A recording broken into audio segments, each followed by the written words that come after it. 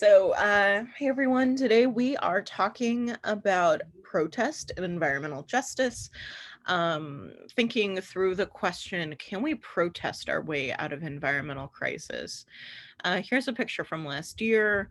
You can see by the masks, you can see by the I Can't Breathe shirts, or at least shirt that is right here, that uh, this is after late May 2020. Um, People are still marching. This is just one out of many um, climate justice marches. I believe. Uh, Man, was this Chicago? I think this is from Chicago. So these protests happen all over, have been happening all over for quite some time. Environmental protest really started kicking up in the 60s. I've already shown you some examples, I believe, from the Santa Barbara oil spill, that local environmental activists participated in 1969 when the spill happened. We have Earth Day. Through all of this activism and interest that starts in 1970, so we're a couple decades into organized environmental protest. Of course, there were other kind of direct actions that were happening before. We'll define direct action in a bit. Oh no. I guess that was PowerPoint telling me to hurry up with my introduction. So when I say environmental activism, and especially when people hear environmental activism, I mean, this might not be an issue for you, but a lot of like mainstream kind of society has specific ideas of what environmental activism is, what it feels like, what it looks like. And a lot of it is rooted in the 80s and 90s, where environmental activism itself became much more mainstream. We see the further development of like the World Wildlife Foundation. We see a lot of outcry on behalf of endangered species. We have Greenpeace trying to protect whales. We have all sorts of things. Fern Gully comes out as like a landmark movie for children. And again, this is all rooted in the 80s and 90s, even though there's a longer history of environmental activism and fights for environmental justice. As it's understood by the mainstream, I think it really started to look like this video that I will show you, and kind of the feel and kind of the race and class kind of dynamics of who can be or who can afford to be an environmental activist. Of course, these are not true, and this serious music video and this serious song now kind of plays as a parody, as we've seen environmental activism and environmental justice not only become more inclusive for people, but inclusive in what we consider the environment being, what is considered as necessary environmental activism and environmental justice. So bear with the cheese for a little. We are going to listen to Bruce Cockburn's uh, music video called If a Tree Falls. So,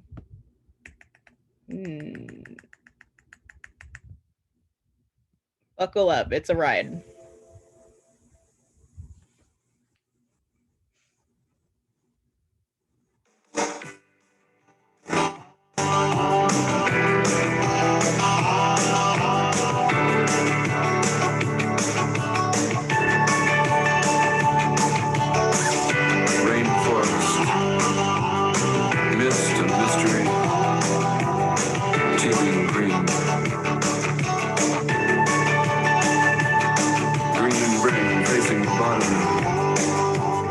Climate control center for the world.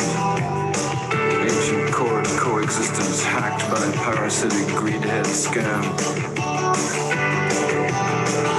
From Sarawak to Amazonas, Costa Rica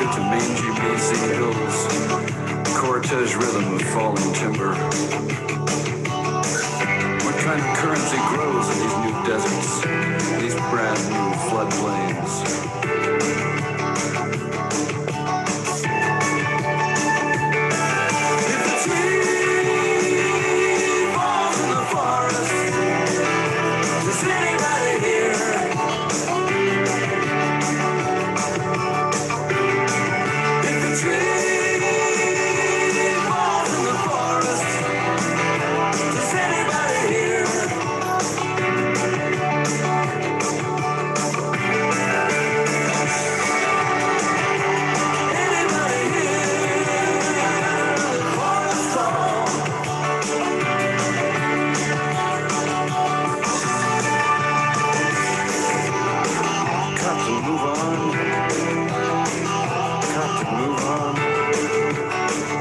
Trees.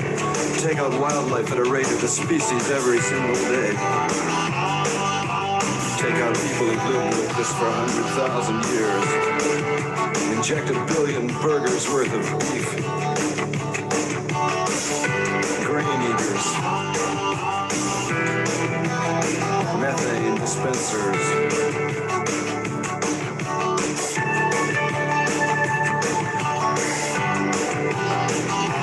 Thinning ozone, waves fall on wrinkled earth, gravity, light, ancient refuse of stars. Speak of a drum. But this is something other. Busy monster eats dark holes in the spirit world, where wild things have to go, to disappear forever.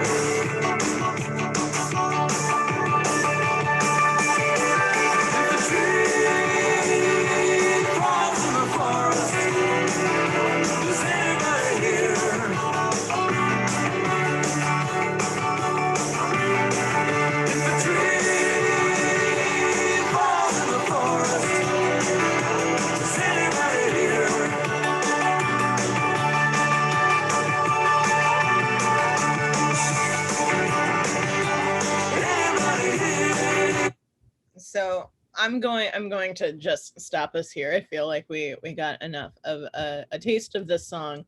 So there's a lot to unpack.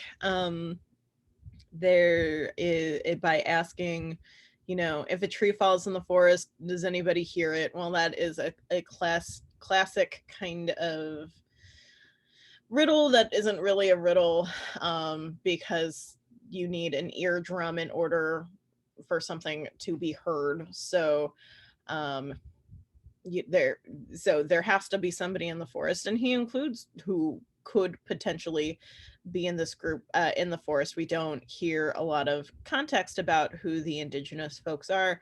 They're featured, but because they're not really given any agency or any context, they're kind of used in an extractive way to illustrate, kind of patronizingly, that, you know like, these people have been here for thousands of years, but they have been ignored and pushed to the side, on behalf of global Western capitalism, et cetera, et cetera.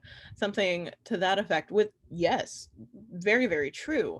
But by him singing it in his very 1980s, 1990s pop situation, look at that coiffed hair, look at that jacket. It is probably fake leather, but who's to say? The 80s and 90s were wild.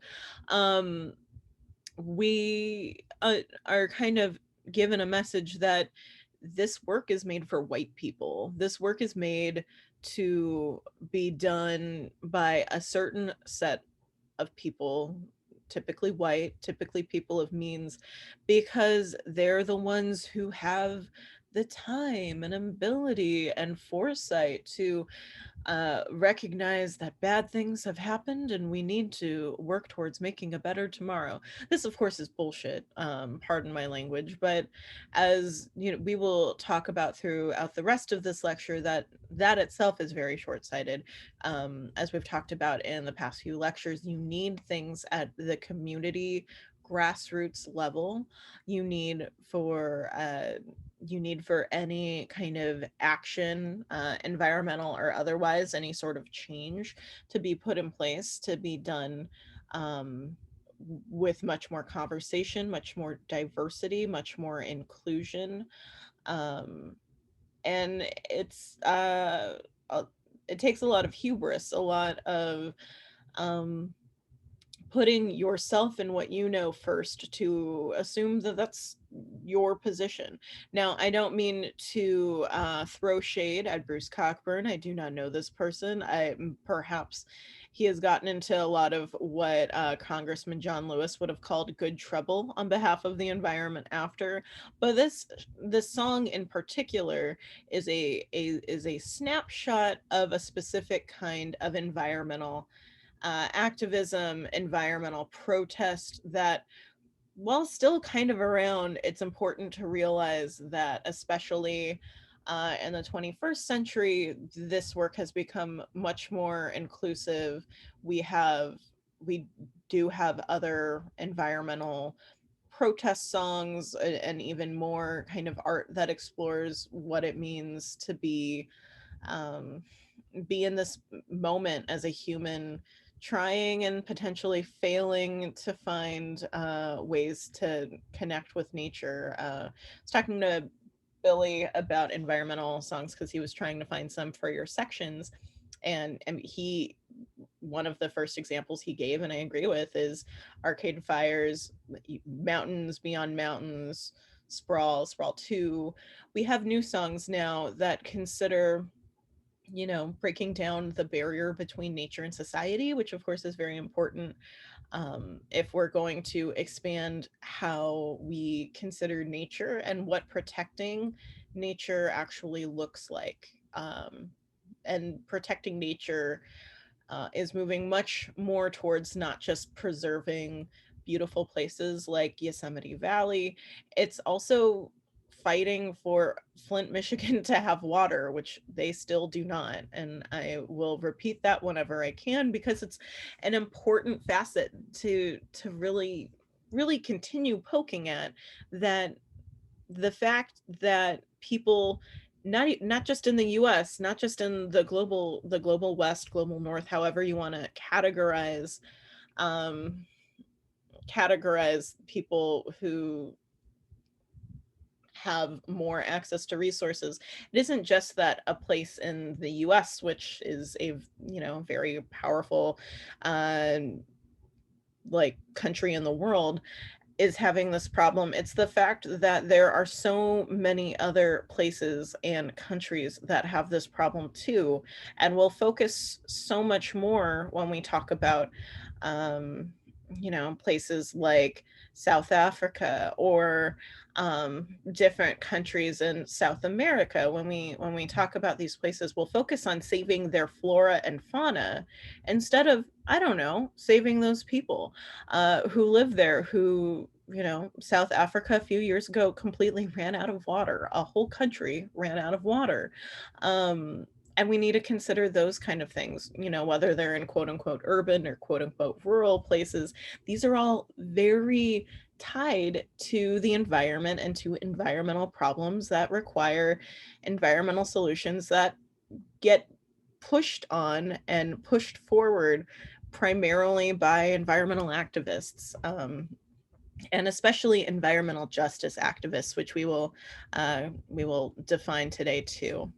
So, as I've been kind of pontificating about, when we're thinking about environmentalism and in turn environmental justice, these things are global issues. So when we are engaging in environmentalism, when we are going to environmental protests, they can be locally based, but the activism must engage with considering the complex system of systems. So not just, the whole world and the whole world as an ecosystem. What happens in one place, affects others, but it's also dealing with the cultural baggage that all humans bring into that system, which include, but is totally not limited to, racism, sexism, classism, capitalism, etc. And if you're not engaging with those things, you're kind of missing the point, which is, just part of my critique for the If the Tree Falls music video.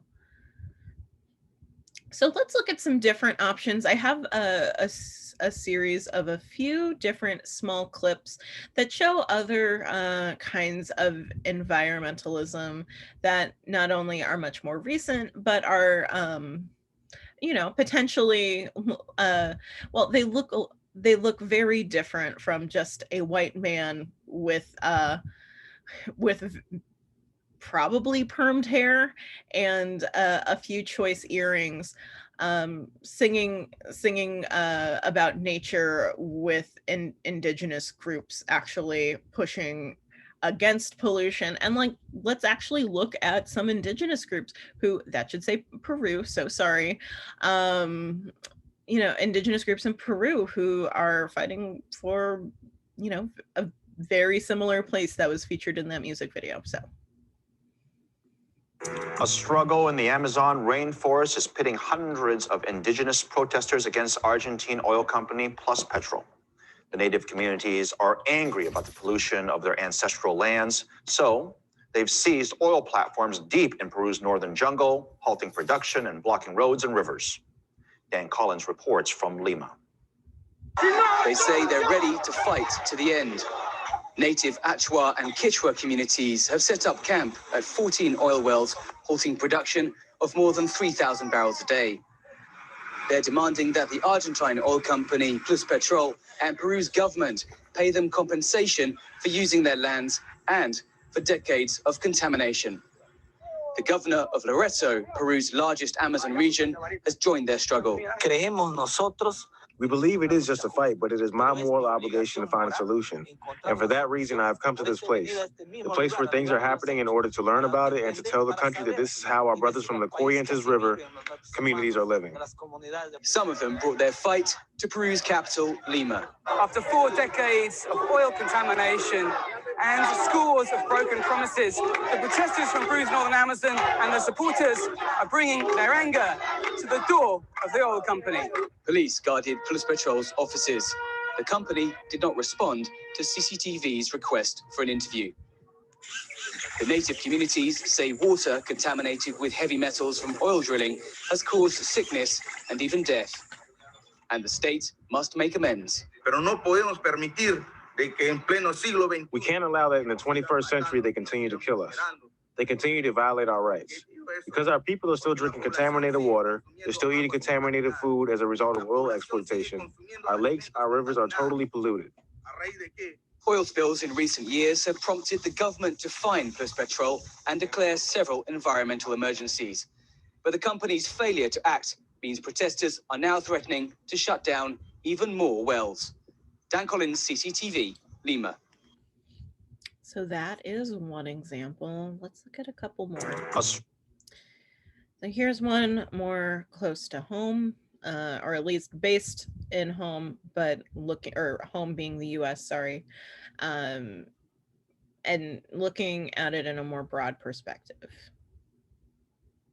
Under President Trump, the environment is in great danger.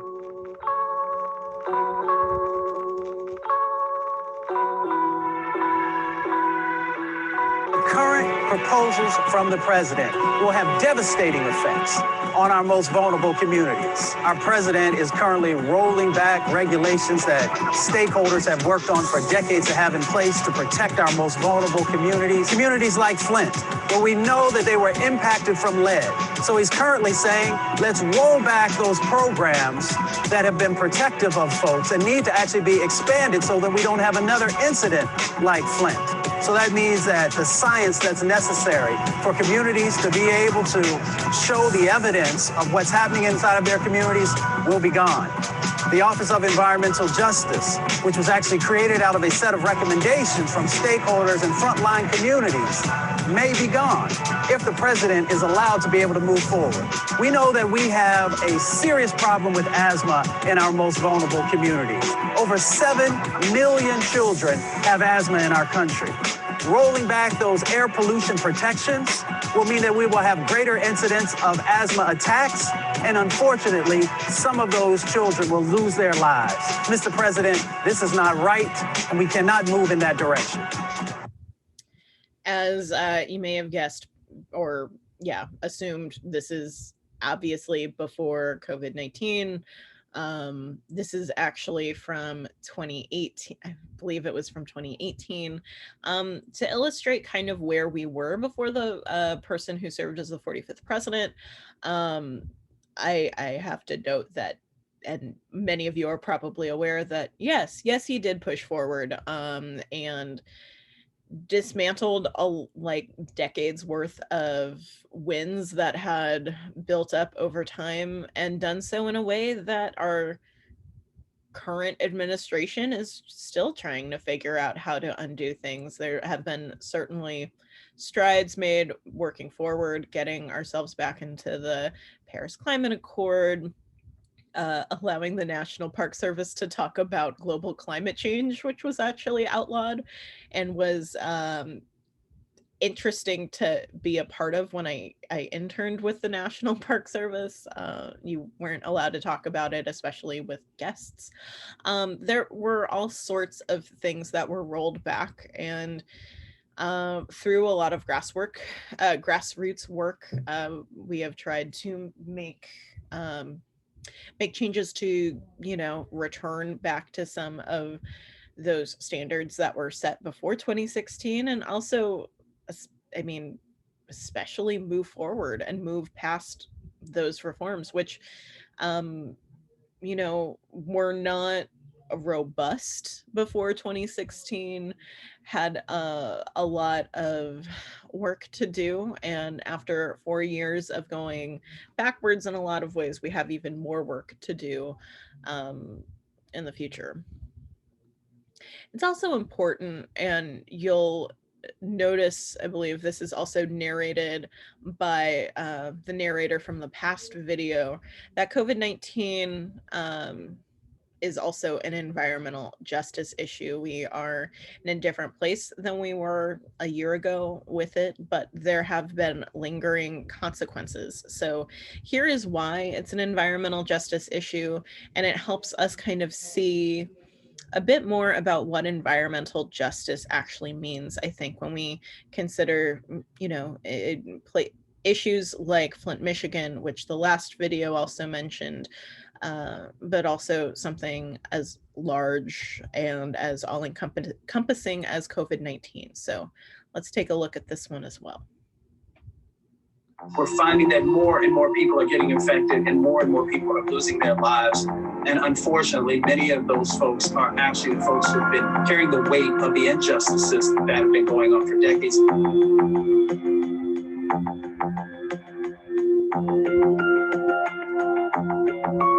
In this moment, right now, it makes us more susceptible to the coronavirus pandemic. Because if you have these underlying medical conditions, then that is a gateway for that virus to actually be able to impact what's going on because of the immunosuppressant situations that we find our communities in.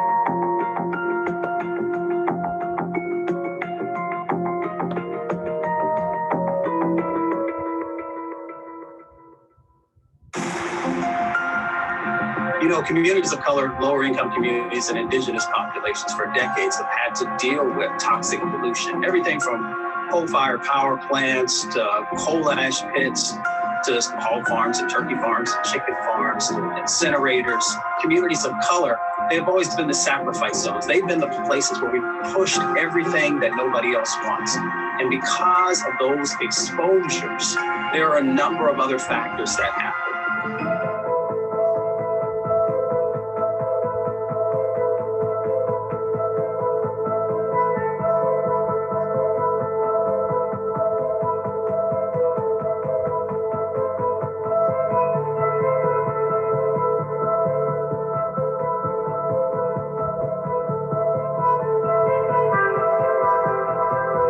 when you overlay the coronavirus with a community like there in Detroit, what you find is that you're going to have more and more folks who are being exposed and who are dealing with these infections.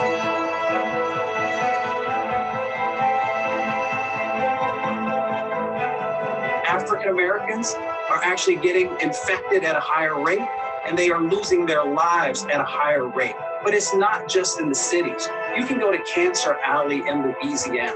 Now, we know that New Orleans right now is one of the hot spots. And between New Orleans and Baton Rouge is an area called Cancer Alley, where folks, as far as the eye can see, there are petrochemical corporations that have been pumping pollution into their communities for decades and decades.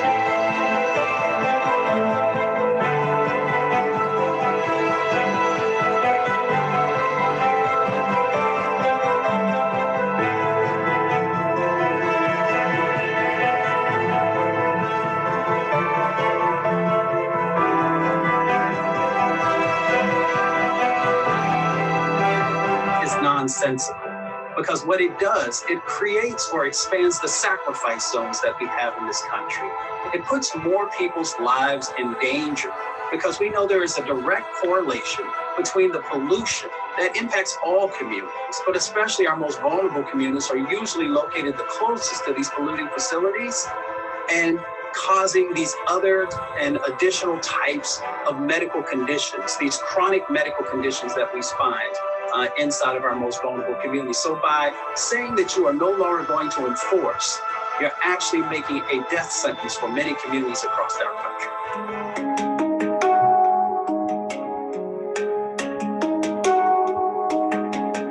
We're pumping $3 to $5 trillion over the next few months back into our economy.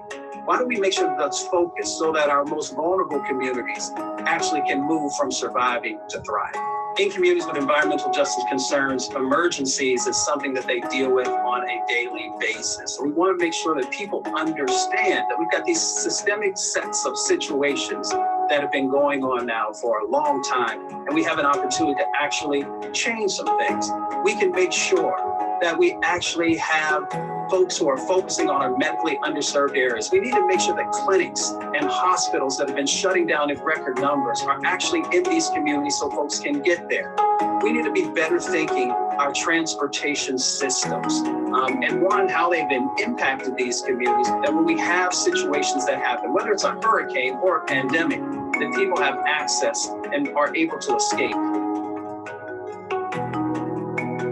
You can also make sure that you are donating to frontline communities and others who are out there doing everything that they can to protect folks. And you can also pick up your phone and make a video and share with the country how you're feeling about what's going on. And one of the most important things that we can do is to make sure that we vote.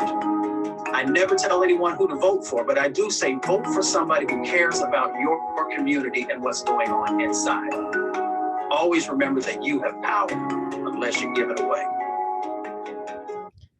So obviously this is from last year.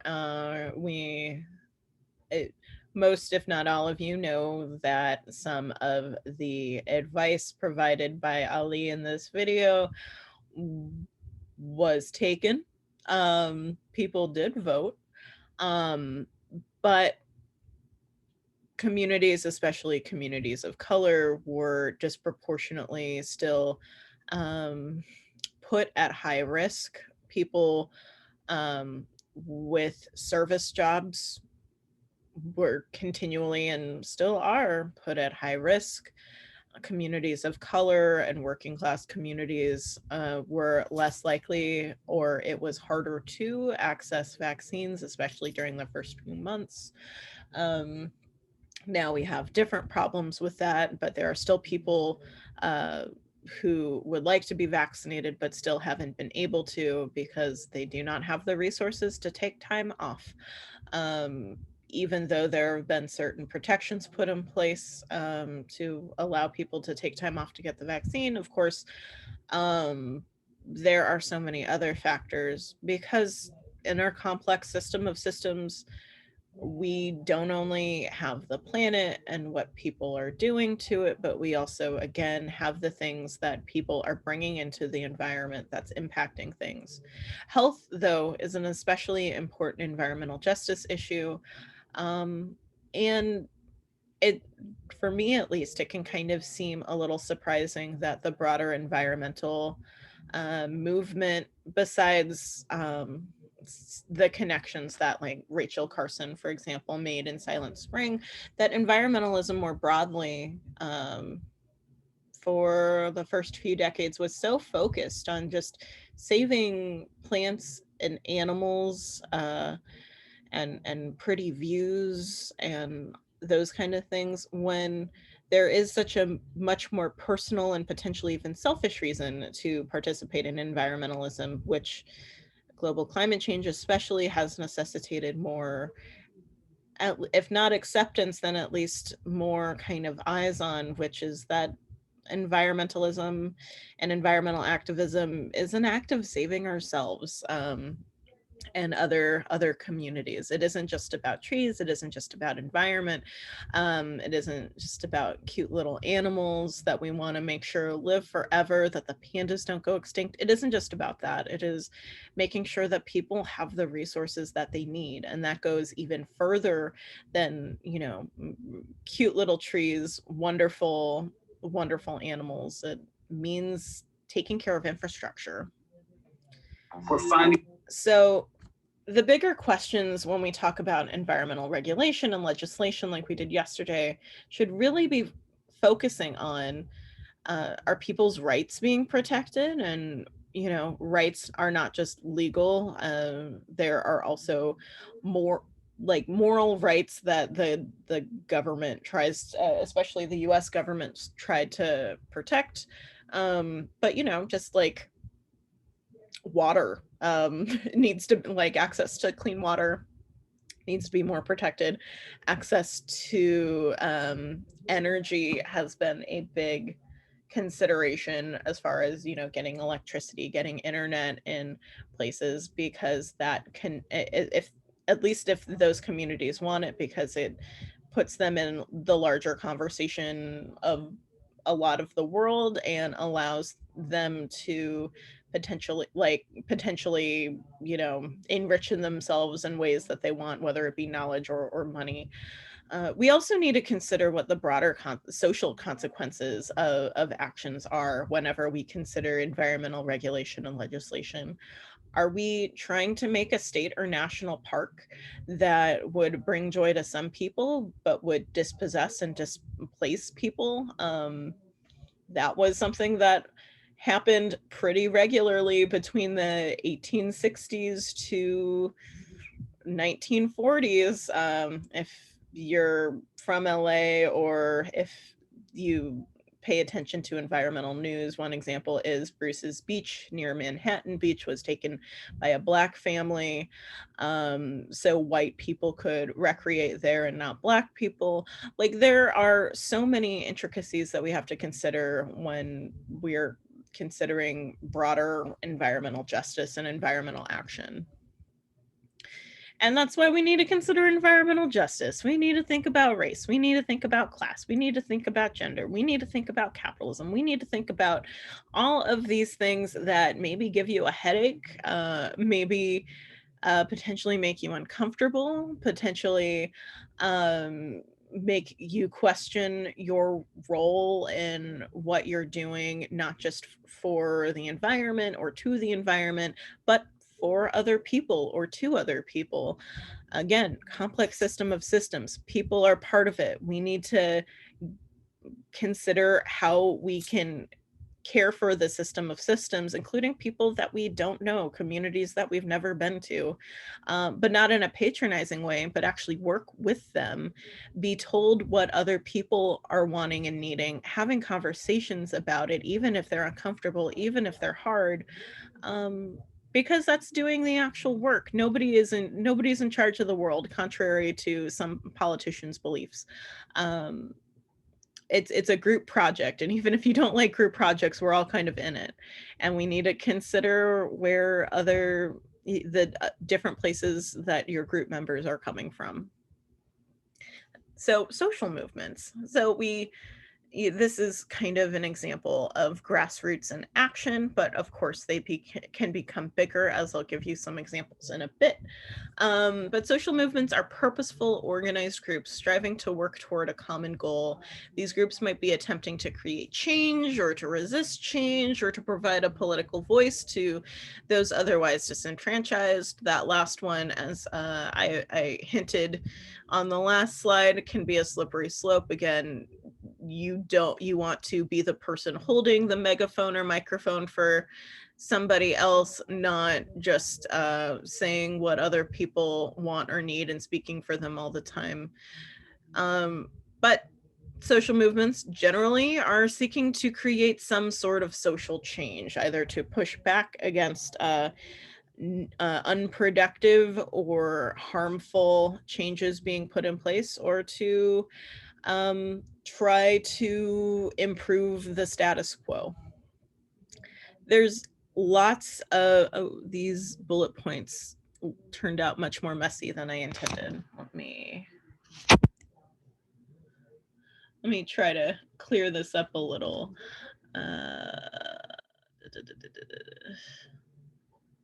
It's not even worth it.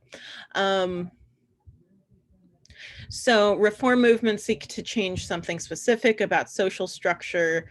So that's one kind of idea. The other, revolutionary movements seek to completely change every aspect of society. We have redemptive movements that are meaning seeking, and their goal is to provoke inner change or spiritual growth.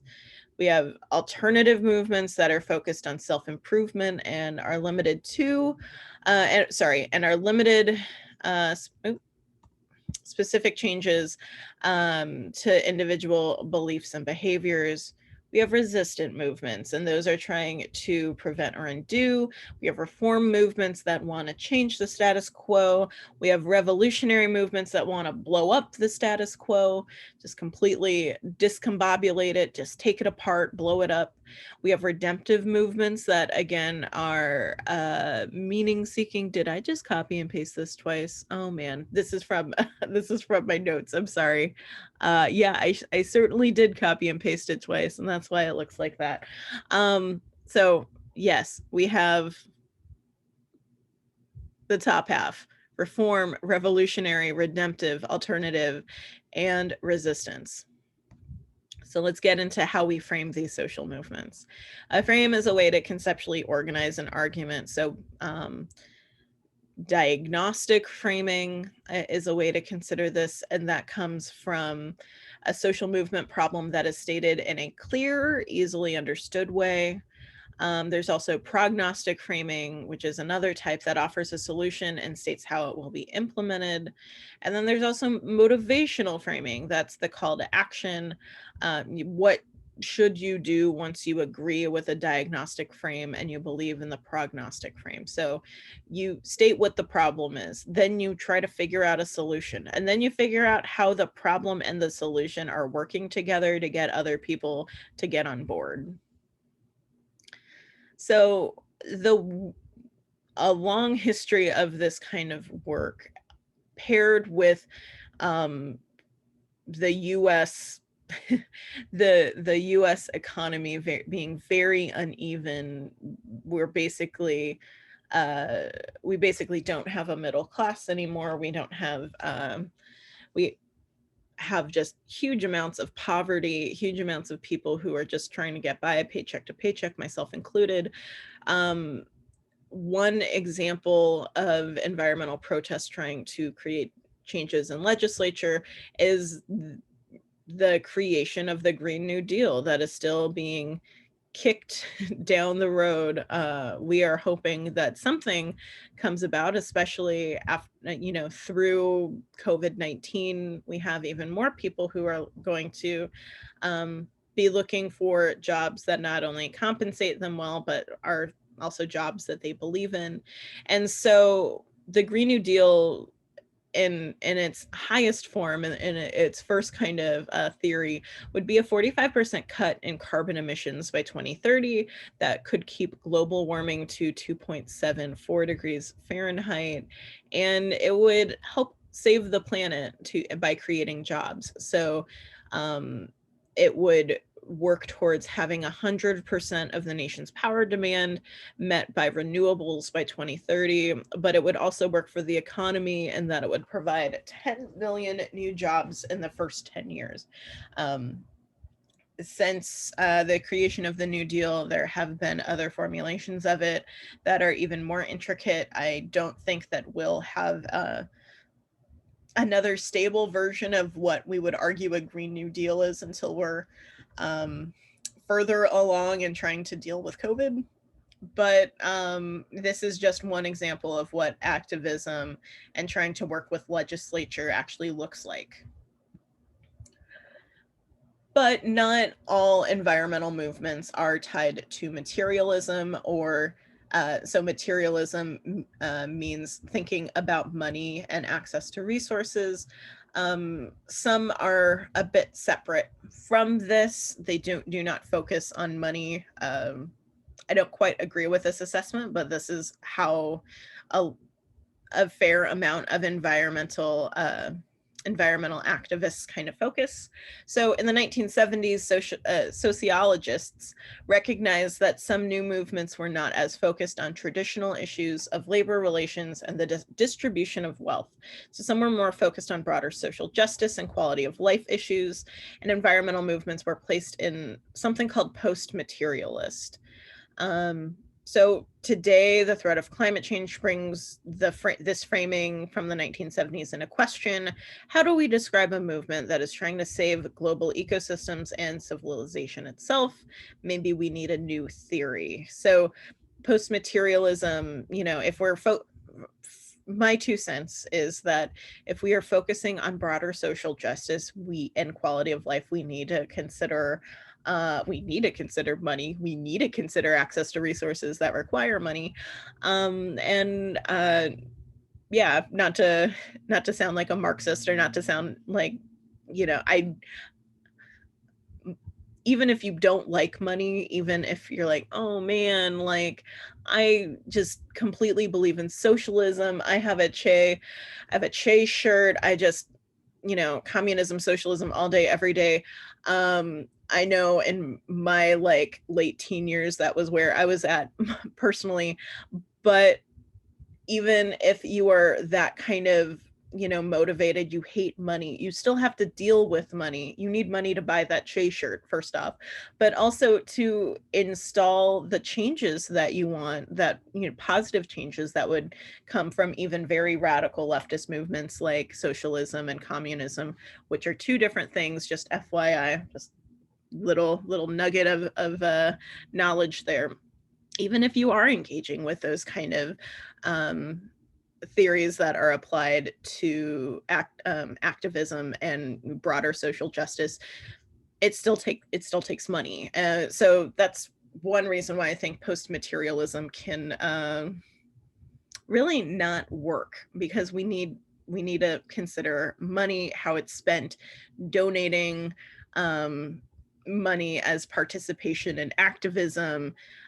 It's not just talking about things, it's putting your money where your mouth is. So here are some examples that you could either potentially consider, finding ways to participate in, whether, being directly involved or using the probably very little money that you have. So maybe do not donate money, but these are examples of money being put into action. One that I really want to highlight, first off, is the Indigenous Environmental Network. So here's how they describe themselves on their website. They were established in 1990 within the United States. IEN was formed by grassroots Indigenous peoples and individuals to address environmental and economic justice issues. Environmental justice is usually shortened as EJ, just FYI. IEN's activities include building the capacity of Indigenous communities and tribal governments to develop mechanisms to protect our sacred sites, land, water, air, natural resources, health of both our people and all living things, and to build economically sustainable communities.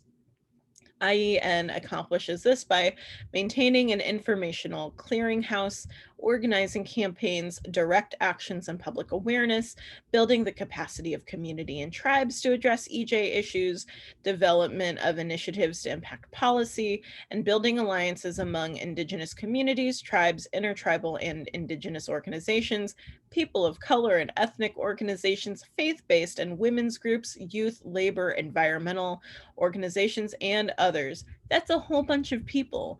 They're really seeking to get to really do community building and using that community to work truly from the ground level and work their way up. IEN convenes local, regional, and national meetings on environmental and economic justice issues and provides support, resources, and referral to Indigenous communities and youth throughout primarily North America and in recent years globally. They also list some goals. They want to educate and empower Indigenous peoples to address and develop strategies for the protection of our environment, our health, and all life forms, the circle of life. Note the possessive adjective "our" here. It's our environment, not their environment. It's our health, not their health. They also want to reaffirm our traditional knowledge and respect of natural laws. They want to recognize, some more support, and promote environmentally sound lifestyles, economic livelihoods, and to build healthy and sustaining. I really feel that both of these things necessarily need to be put together, because you can't really have one without the other.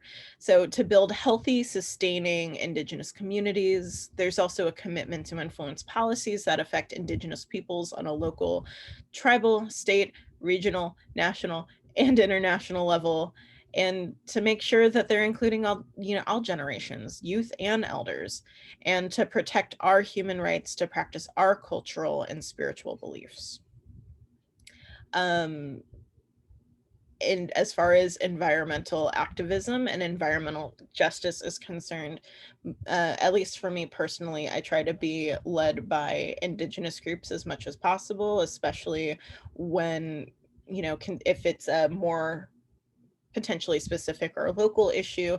And the Indigenous Environmental Network is actually a really good place to get started with that, because you can link up to other people who potentially have different stakes than you have in, if it's a more specific environmental action, and understand the issue from a perspective that maybe you are not hearing or seeing at protests or in social internet posts like on Twitter or Instagram or whatever youths use now. So this is a great resource to use. There's also the People's Climate Movement.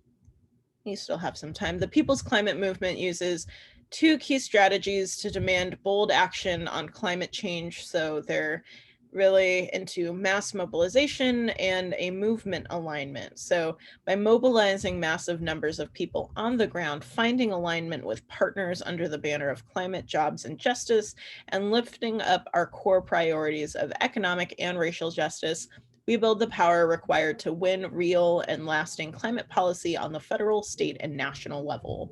Since 2014 and the history-making People's Climate March, which was very cool, by the way, some of you may have participated, others may have not. Being part of climate marches is fun.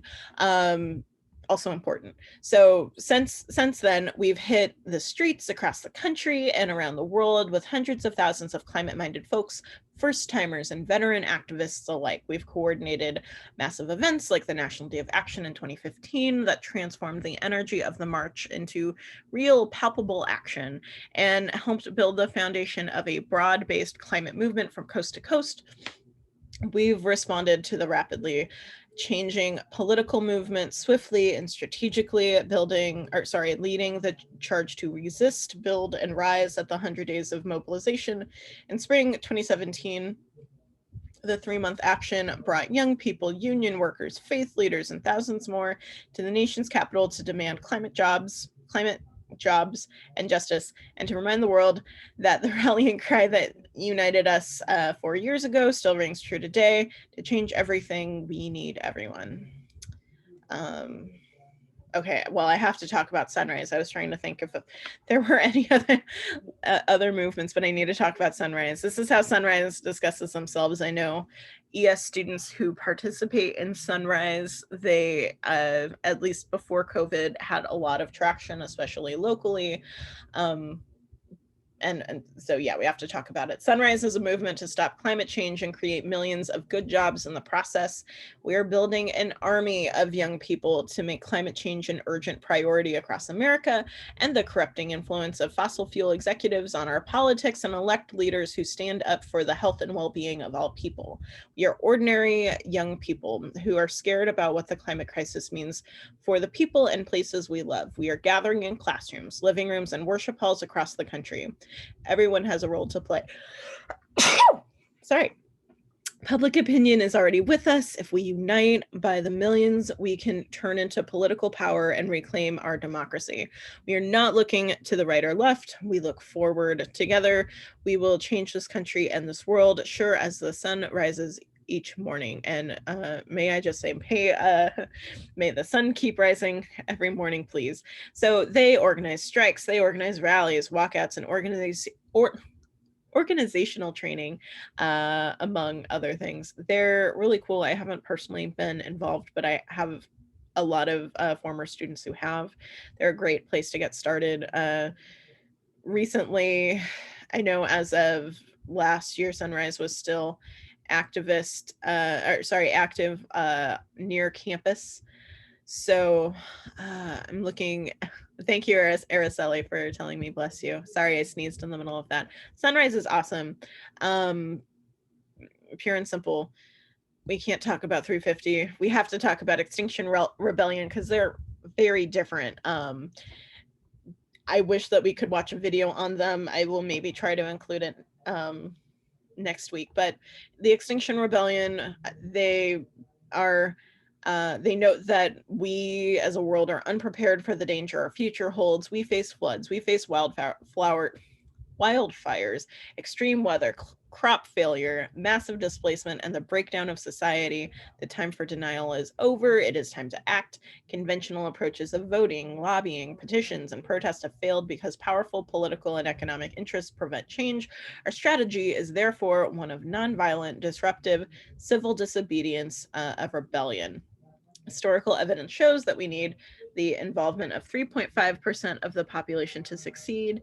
And as this is based in the United Kingdom and the UK, that's about 2 million people. Extinction Rebellion is really cool. They're comprised of a lot of artists, but also a lot of ordinary people. Their actions are more demonstrative and not and performative, not in a bad way. It's not like not performative in the sense that they don't believe in what they're saying. It's that they believe in it so much that they will, act out and cover themselves in oil, and they're being nonviolent, but they are doing many more much more direct action than maybe other groups that will don't go into museums that was funded by oil industries and pour oil on themselves. Very fun. Wish we could watch a video about them, but we can't, just for time. But yeah, as I was saying, Extinction Rebellion engages in direct action. Wasn't invented in the civil rights movement by any means, but this idea became more mainstream with Martin Luther King Jr., where he describes nonviolent direct action seeks to create such a crisis and foster such a tension that a community which has constantly refused to negotiate is forced to confront the issue. It seeks so to dramatize the issue that it can no longer be ignored. So we see direct action like sit-ins, we see direct action in the Pacific Northwest as far as fish is concerned, with fish-ins, going into a museum and pouring oil on yourself. My partner worked for Greenpeace for 11 years, and he was involved with a couple direct direct actions where he helped shut down a major bridge in Houston to stop shipping oil out for a whole day. Like there are so many different direct actions that have a lot of different looks. We hope for nonviolent, right? Just generally speaking, that's I definitely listened to Martin Luther King on that one, but it's getting directly in people's faces. So my attendance question for today is, why do some people and groups resort to direct action to raise awareness and catalyze social change? How effective do you think direct action is or can be compared to other approaches? So other approaches like lobbying, working with politicians, signing petitions, etc.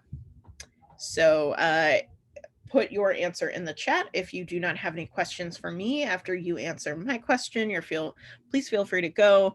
Otherwise, stick around. I'd love to talk to you.